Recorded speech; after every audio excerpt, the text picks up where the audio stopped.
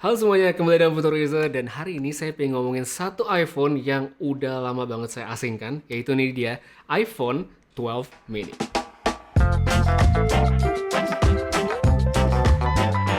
Jadi awal saya pas nge-review iPhone SE yang kemarin yang baru itu, saya tuh nyari-nyari iPhone kecil buat perbandingan. Ternyata pas saya buka lemari baru ingat kalau handphone ini ternyata belum saya jual.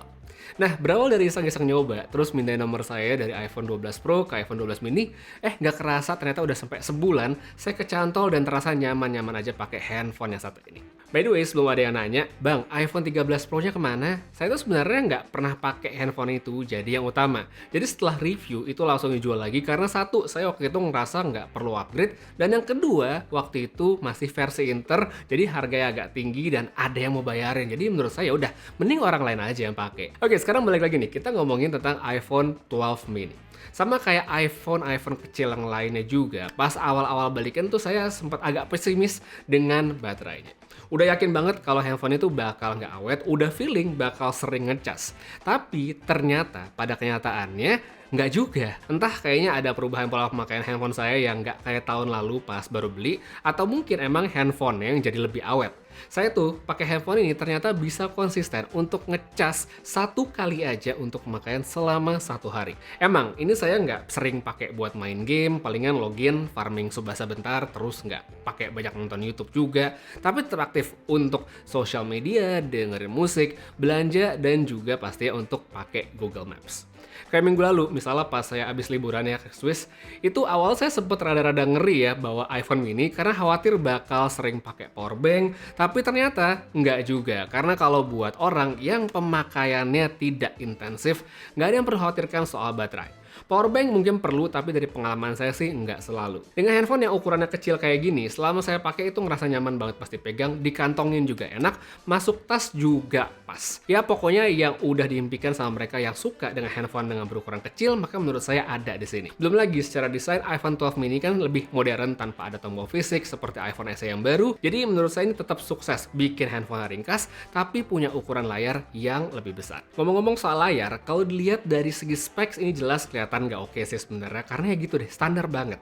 Resolusinya biasa, nggak ada tuh refresher kekinian karena masih 60 Hz. Ngeganggu nggak sama sekali sih sebenarnya, karena seperti yang tadi saya sebutin, pemakaiannya hanya di aplikasi yang itu-itu aja dan sebenarnya nggak ngaruh dia punya refresher tinggi atau enggak. Apakah ini masih akan bertahan untuk bertahun-tahun ke depan? Kalau menurut saya sih pasti. iPhone 7 aja yang udah bertahun-tahun umurnya, sampai sekarang tuh masih banyak yang cari kok. Apalagi iPhone 12 mini yang umurnya baru setahun lebih dikit. 3-4 tahun ke depan, menurut saya sih pasti masih banyak yang pengen sebagai alternatif iPhone dengan harga yang lebih murah.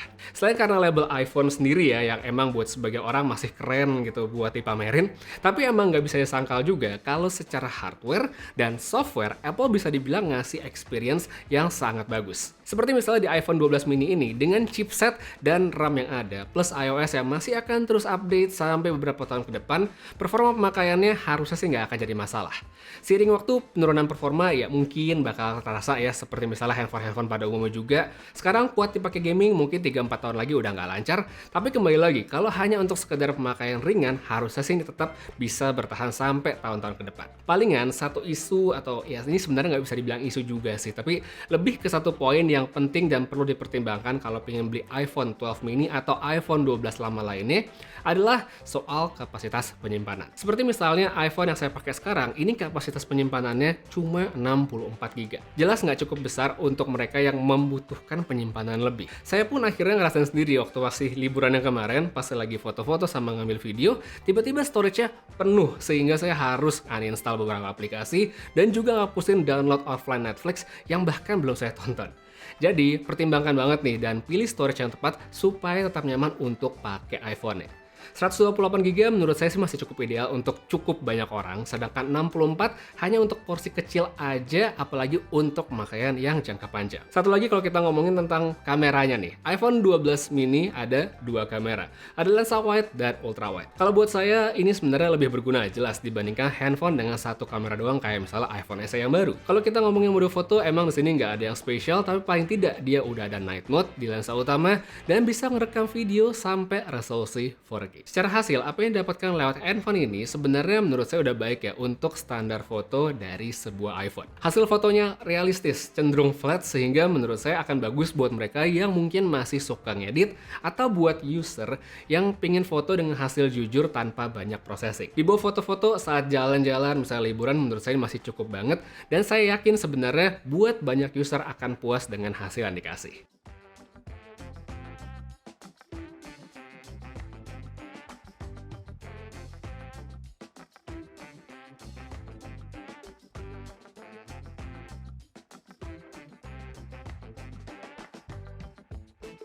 Tapi di luar soal foto, kualitas video lah yang menurut saya membedakan sekali dengan kebanyakan handphone di kelas harga yang sama. Karakteristiknya bisa dikatakan ini mirip sekali dengan hasil fotonya, tapi kemulusan gambar tanpa ada efek stabilisasi yang mengganggu ketika kita ngerekam sambil jalan adalah poin penting yang menurut saya bikin videonya lebih enak dilihat. Tapi balik lagi ke preferensi masing-masing karena kalau yang dicari adalah warna yang vivid, bersaturasi, itu nggak dapat di sini. Cuacanya sangat bagus jadi kita bisa melihat semuanya. Ini satu sisi kayak gini, tuh ada puncak. Ada puncaknya dekat banget. Tapi ini bukan gunungnya kemarin ya, beda. Nah, situ ada kota tuh, udah entah itu Grindelwald apa nggak tahu. Ayo, ayo, ayo, ayo. Ayo. Pendakian Everest.